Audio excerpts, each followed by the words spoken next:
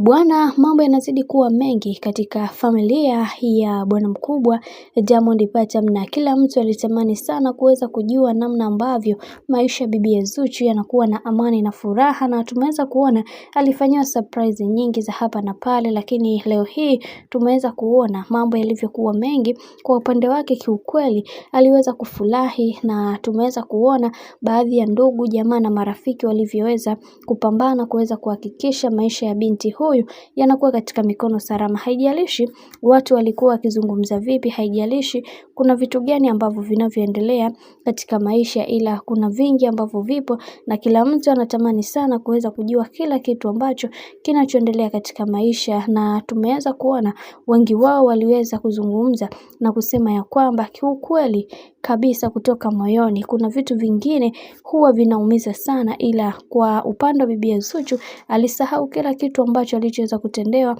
katika maisha yake, ila yote ya yote tunaendelea kuweza kumfanya aweze kuwa na amani zaidi, kwa sababu kuna vingi ambavyo vipo na kila mtu anatamani sana kuweza kuona bibi Zuchu akiwa na amani na furaha katika maisha yake yote. Bwana, mambo ni mengi sana na familia hii imeweza kuungana kwa mara nyingine tena kuweza kumfariji bibi Zuchu na kumfanya awe wa amani kadri siku zinavyozidi kwenda, kwa sababu kuna vingi vimeweza kutokea na kila mtu alitamani sana kuweza kuona bibi Zuchu akiwa katika